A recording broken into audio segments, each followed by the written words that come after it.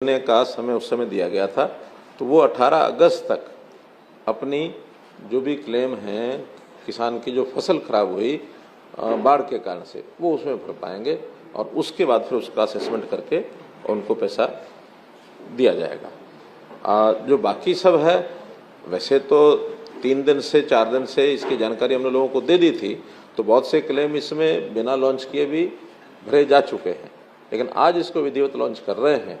और इसमें कोई समय हमने रखना है कोई, तो जो वो वाला है सर फसल वाला, वो तो आपने 18 अगस्त के का लिए दिया। बोला, हाँ, तो वही समय रहने देते हैं। हाँ ठीक है, तो 18 में भी आज अभी समय पर्याप्त है। और मैं समझता हूँ कि जो इस समय तक घटनाक्रम है उसके लॉस की जानकारी सबको अपनी है ही, और वो इसमें 18 अगस्त ही इसकी डेट हम रखते हैं, ताकि आज 2 तारीख है तो 16 दिन का समय और मिल जाएगा। फिर इसके बाद उनका सबका आकलन करके उनको दे दिया जाएगा। इसके बाद जो हमने इसकी हर्जाने की राशि तय की है, उसकी एक परसेंटेज जो हमने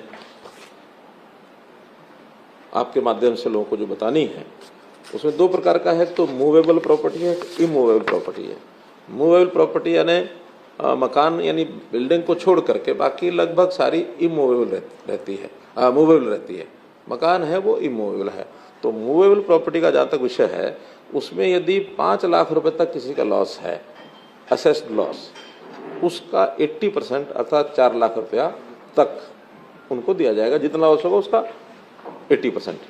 5 से 10 लाख तक 70%, 10 लाख से 20 लाख तक 60%, 20 लाख से 50 लाख तक 40% जो एडिशनल है उसका ये जाता जाएगा। और 50 लाख से 1 करोड़ रुपए तक 30%, 1 करोड़ से 1.5 करोड़ रुपए तक 20%, और ये सब मान लो 1.5 करोड़ तक भी हो जाता है, इससे ऊपर भी होता है, तो एक अपर कैप लगाइए कि टोटल 50 लाख तक और ये कंपनसेशन जो है इस लॉस का मिलेगा। इससे ऊपर मैं मान के चलता हूँ जो इससे बड़े जो भी लोग होते हैं सामान्यतया सब लोग अपना इंश्योरेंस कराते हैं। ये तो उस इवेंचुअलिटी में है जिसने इंश्योरेंस ही नहीं कराया है, ताकि ऐसे समय पर उनको भी एक मरहम जो है वो लग सके। तो यानी 1 रुपये से लेकर 50 लाख तक का लॉस इस परसेंटेज के हिसाब से लगभग 1.5 करोड़ तक के नुकसान के लोगों को ये लाभ उसी हिसाब से इंक्रीज होता जाएगा। 1.5 करोड़ से ऊपर का है तो फिर 50 लाख उसकी फिक्स राशि है। ये तो है मूवेबल प्रॉपर्टीज़। इसके अंदर कोई मानो व्हीकल है, उसका स्टॉक है, उसकी मशीनरी है, प्लांट है, तो ये सारे इस प्रकार के विषय हैं इसमें कवर होंगे। और जो बिल्डिंग्स हैं अर्थात जो इमूवेबल प्रॉपर्टी है, उसमें पहले से हमारी एक योजना चल रही है और उसी के अंतर्गत अगर 1 लाख तक का है तो वो कंप्लीट 100% देंगे, 1 से 2 लाख 75%, 2 से 3 लाख 60%, 3 से 5 लाख 50%, 5 से 7 लाख 40% और 7 से 25 लाख तक 30%। और इसको भी कैप किया है 25 लाख पर कि मैक्सिमम किसी बिल्डिंग का अगर कोई लॉस होता है, मानो उसमें क्रैक आया है, उसमें कोई फर्श टूट गया, उसमें दीवार गिर गई, उसमें टोटल भी गिर गई, तो भी मैक्सिमम 25 लाख रुपए तक का उसका लॉस ये हमने इसमें कवर किया है।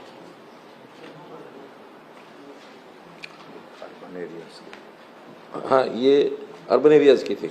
ये जो सारा है ये अर्बन एरियाज़ का है।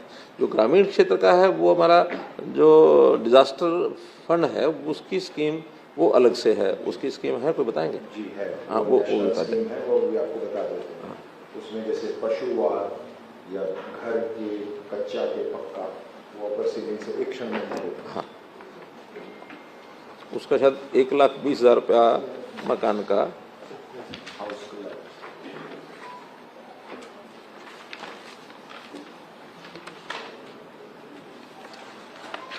लेकिन उसमें भी जो है मुझे लगता है थोड़ा राशि कम है और हम उसको रिवाइज करेंगे, रिवाइज करके आपको बताएंगे। ग्रामीण क्षेत्र वाला जो है उसकी राशि आपको बताएंगे जो पहले से तय है।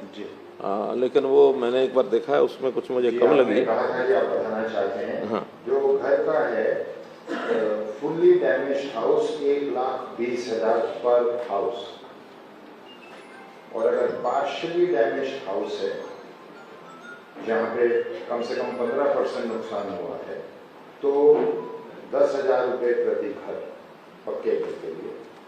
और झोपड़ी के केस में 8,000 रुपये प्रति हट, प्रति झोपड़ी, और कैटल शेड 3,000 प्रति शेड। इसका विचार करेंगे, दोबारा से इसकी घोषणा हम करेंगे। हाँ, ये कई साल पुराना है, उस पर।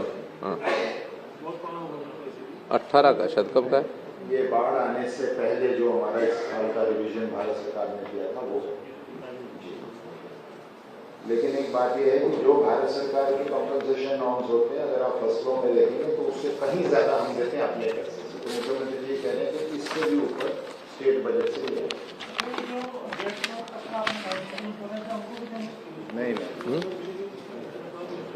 नहीं, सर ने स्पष्ट किया कि इंश्योरेंस के उससे बाहर, जिसका इंश्योरेंस किन्हीं कारणों से नहीं कराया गया।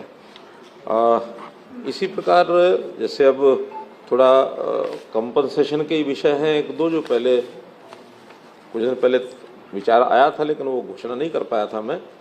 जो कावड़िए जो हैं, जिनका भी शिवरात्रि शायद 18 या 20 तारीख को थी जुलाई में जी, उससे पहले कुछ कावड़ियाज की डेथ हुई है एक्सीडेंट में, जो भी कुछ कारण रहे। पिछले बार भी हमने दिया था उसी पैटर्न पर, जैसे पिछले साल किया था, उसी हिसाब से 2 लाख रुपया प्रति कावड़ी जो उसकी डेथ हुई, जो हरियाणा का रहने वाला है, ऐसे व्यक्तियों को 2 लाख, 24 लोगों की अभी तक हमारे पास जानकारी है, 2 लाख रुपया प्रति व्यक्ति प्रति कावड़िया, वो उसको कंपनसेशन हमने पिछले साल का जो तय किया हुआ है उसी को आगे बढ़ा रहे हैं।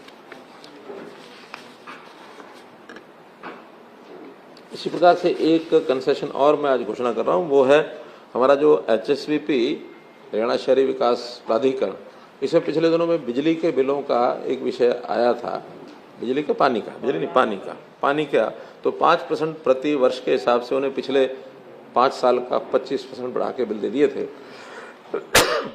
विचार करने के बाद ध्यान में आया कि ये गलती वास्तव में डिपार्टमेंट की है। उस समय 5% बढ़ाने का एक सर्कुलर निकाला, लेकिन उसकी डिमांड नोट कभी भेजा नहीं गया। हमने सारे रिकॉर्ड देख लिए हैं, वो फाइल में केवल बढ़ा करके छोड़ दिया, और अब आकर 5 साल का इकट्ठा डिमांड नोट भेजा। बहुत लोगों ने कहा कि आखिर एक साथ ऐसे 25% का रेट बढ़ाना उचित नहीं है, तो बहुत सुझाव आए अलग अलग, लेकिन अंतोगत तो हमने फैसला किया कि ये 5% की बढ़ोतरी जो 2018 में की थी, 18 से 23 तक, अब तक सारी फ्री कर देंगे हम। केवल अब से वो 5% आगे लागू होगी, पिछला 25% जो है उस बिल का वो सारा जो है वेव ऑफ कर दिया है। लगभग 42 करोड़ रुपए का इसमें HSV के ऊपर एक अलग से प्रावधान किया गया है उसमें। ये सब तो जो हमने कंपनसेशन के नाते से जो घोषणा की है वो है। अब विषय सीधा सीधा आप भी आखिर जरूर कहेंगे, वो है नूह का ये जो दुर्भाग्यपूर्ण घटना हुई है। इस घटना के संबंध में सब जानकारियां दे दी गई हैं। आज हमारे DGP साहब ने भी प्रेस कॉन्फ्रेंस की है गुड़गांव में, सब समाचार आपको आए हैं। उसमें मैं इतना ही कहूँगा कि इसके बाद शांति बनी रहे और किसी प्रकार की जो चीज़ है वो अनदेखी न जाए, तो हमने उसके सारे जो इंतजाम किए हैं अभी तक, जैसा मैंने बताया कि 20 कंपनीज पैरामिलिट्री की हमने बुलाई हैं, जिसमें से 14 कंपनीज नूह जिले में, 3 कंपनीज पलवल में, 2 गुरुग्राम में और 1 फरीदाबाद में। 4 कंपनीज की डिमांड आज हमने और की है बाहर के स्थानों के लिए, ताकि एक सावधानी के लिए क्योंकि कोई घटनाएं छोट किसी न किसी स्थान पर जो होती रही हैं, तो वहाँ सबके ओर ध्यान रखा जाए और कोई ऐसी अनलॉफुल एक्टिविटी कोई ना कर सके और ये आगे कोई इस वातावरण में शांति बनी रहे। आज दिन भर में भी कई जगह की गैदरिंग, कई तरह के ज्ञापन ये सब दिए गए हैं, लेकिन सभी जगह पर शांतिपूर्वक सारा विषय लगभग सबके ज्ञापन जो है वो हो चुके हैं। किसी ने DC ऑफिस में जाके दिया होगा, कहीं किसी ने गैदरिंग की होगी, ये सारे विषय जो है वो समाप्त हो गए हैं। 6 लोगों की, जैसे मैंने बताया आज सुबह भी, कि उनकी डेथ रिपोर्टेड है। 2 उसमें पुलिस के लोग हैं, 4 उसमें सिविलियंस हैं। अभी तक 116 लोगों को अरेस्ट किया गया है और 90 इसके अतिरिक्त और डिटेन किए गए हैं। पूछताछ करने के बाद उनके खिलाफ भी कार्रवाई जो बनेगी वो सब की जाएगी।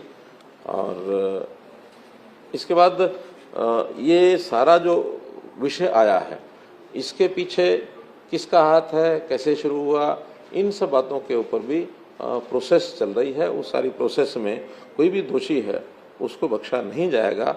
ये सारी योजना हमारी इसमें बनी है। आगे के लिए कुछ चीज़ें हमने जो और तय की हैं, उसमें एक ये तय किया है कि एक IRB की बटालियन नूह जिले में ही स्थापित की जाएगी। जो अभी 2 बटालियन भौंडसी में है, उसमें से एक बटालियन नूह जिले में जगह हमने देख ली है, लेकिन वो जगह बनने में थोड़ा समय लगेगा। उससे पहले किसी टेम्परेरी भवन में एक बटालियन में कितने लोग होंगे? 1000 लोग लगभग। तो 1000 लोगों की व्यवस्था वहाँ उसी जिले में कहीं ना कहीं, ताकि आवश्यकता पड़ने पर कभी भी उसका मानो उपयोग करना हो तो उपयोग किया जा सके। हमने एक पुलिस में एनफोर्समेंट ब्यूरो अलग से बनाया है। उसके लिए 5-6 विभागों में, खास करके जिनमें टैक्सेशन की चोरी होती है, जहाँ कहीं थोड़ा इस प्रकार के विषय जो लोगों के नाते भी, सरकार के नाते भी अनपॉपुलर कहें, या जो एक किसी न किसी नुकसान को पैदा कर सकते हैं, इन चीज़ों को चेक करने के लिए पुलिस का एक लॉ एंड ऑर्डर के लिए अलग से सारा होगा, इन्वेस्टिगेशन के लिए होगा। लेकिन एक इस प्रकार के, जैसे माइनिंग है, जैसे एक्साइज टैक्सेशन है, जैसे पावर है, जैसे इरिगेशन है, तो इस प्रकार से 5-6 डिपार्टमेंट पहले विचार किए थे। लेकिन नूह जिले में जो ये काऊ प्रोटेक्शन एक बड़ा विषय है, वहाँ स्मगलिंग होती है, वहाँ गौ हत्या भी होती है। तो हम उस जिले में एनफोर्समेंट जो हमारा ब्यूरो है, उसको काऊ ये जो सिक्योरिटी का जो काम है, ये भी उनके माध्यम से कराएंगे। और 100 जवान अलग से उस व्यवस्था के लिए वहाँ रखे जाएंगे, ताकि ये समस्या भी आगे ना आए। और मैं तो खास करके ऐसे मुस्लिम भाई, जो बहुत लोग मुसलमान भी हैं, जो गोरक्षा के हित में भी बोलते हैं, काम करते हैं, उनका कोई उसमें विरोध नहीं है, बल्कि सहयोग भी करते हैं। राष्ट्रीय मुस्लिम मंच खुल करके उसमें इस मूवमेंट में साथ देता है। तो मैं तो ऐसे मुस्लिम नौजवानों को भी प्रोत्साहन के नाते से अलग से योजना बना करके भी उनको प्रोत्साहन देंगे कि मुस्लिम लोग भी अगर गोरक्षा में आगे आते हैं, ताकि वहाँ किसी प्रकार का आपसी भाईचारा ये न बिगड़े, हमेशा हमेशा के लिए इन चीज़ों को हम ठीक कर सकें। तो इसका भी एक अलग से हम योजना बनाएंगे।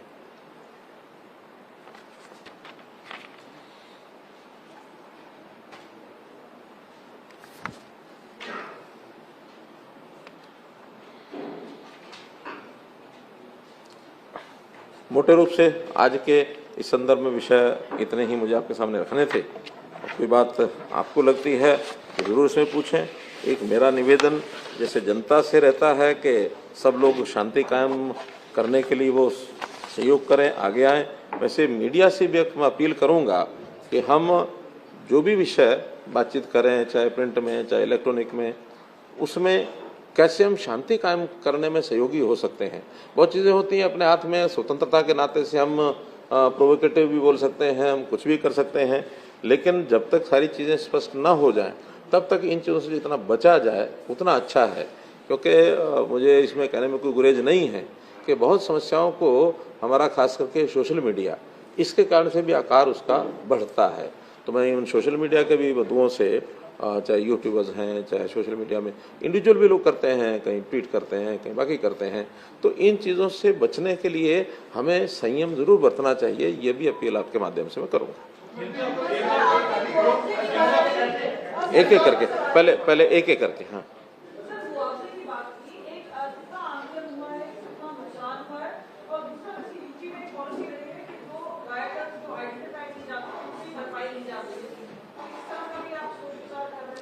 हमने एक एक्ट बना लिया है और उस एक्ट में ये पारित किया गया है कि कोई भी जो लॉस है, चाहे वो पब्लिक प्रॉपर्टी का होगा, चाहे किसी की प्राइवेट प्रॉपर्टी का होगा, ये ठीक है कि पब्लिक प्रॉपर्टी का तो सरकार ही सू करेगी, लेकिन प्राइवेट प्रॉपर्टी का उसको अपने आप सू करना पड़ता है। तो जिन्होंने नुकसान किया है वो इस बात के लायबल हैं कि उनसे वो भरपाई कराई जाए। तो हम उसका पूरा अपना जो सरकारी प्रॉपर्टी है उसका हम करेंगे, प्राइवेट प्रॉपर्टी वालों को भी उनको कहेंगे कि इसकी लायबिलिटी जिनके ऊपर है उनसे वसूल किया जाए। एक एक करके, एक एक करके, एक एक करके। रुकिए रुकिए, हाँ, एक एक करके।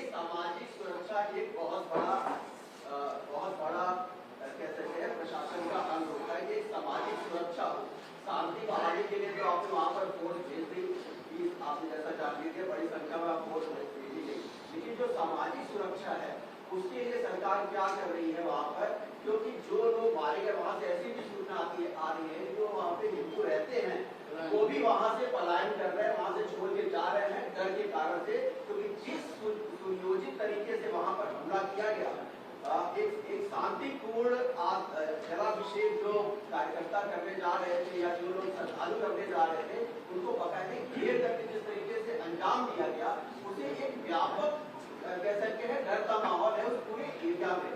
एक तो सवाल ये है कि सामाजिक सुरक्षा के लिए की भावना को डेवलप के लिए आप क्या करेंगे, और दूसरा ये कि जो मुआवजे की अभी तक कोई घोषणा नहीं हुई वहाँ पर, क्योंकि मुआवजे जो कि आमतौर पर देखा जाता है बाढ़ आ जाता है 1 दिन के अंदर मुआवजा मिल जाता है, घोषणा कर दी जाती है, लेकिन जितना नुकसान हुआ है, जितनी गाड़ियों का नुकसान हुआ है कितना मुआवजा दिया जाएगा, उन 6 लोगों को मुआवजा कितना दिया जाएगा, इसकी अभी तक कोई घोषणा नहीं की गई है। और दूसरा ये है कि मामन खान विधानसभा में सारे प्रश्न आप नहीं करोगे तो प्रश्न रह जाएंगे। मैं क्या करूं, एक देखिए, मैंने आपको पहले अपील की, मैंने आपको एक अपील पहले की, कि हम विषयों को भी उसी ढंग से हाईलाइट करें ताकि समाज में कोई ऐसा विषय ना जाए जिसमें कोई बहसबाजी और बहुत बड़ा, आप कुछ भी पूछेंगे मैं उत्तर वही दूंगा जिसमें से समाज में एक शांति बनी रहे, आपसी जो विवाद की बातें हैं वो ज्यादा न उभरें।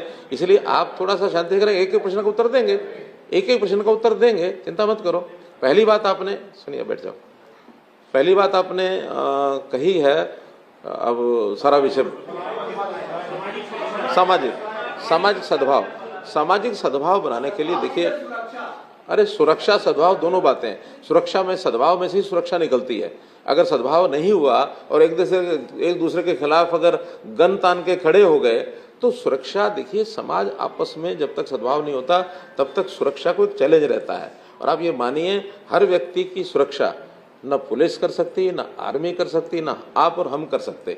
सुरक्षा के लिए भी एक वातावरण बनाना पड़ता है, और वातावरण समाज में एक सामंजस्य, सद्भाव, इसके लिए पहला प्रयत्न करना पड़ता है। उसके लिए पीस कमेटीज बनी हैं, उसके लिए एडमिनिस्ट्रेशन को लोग लगे हैं।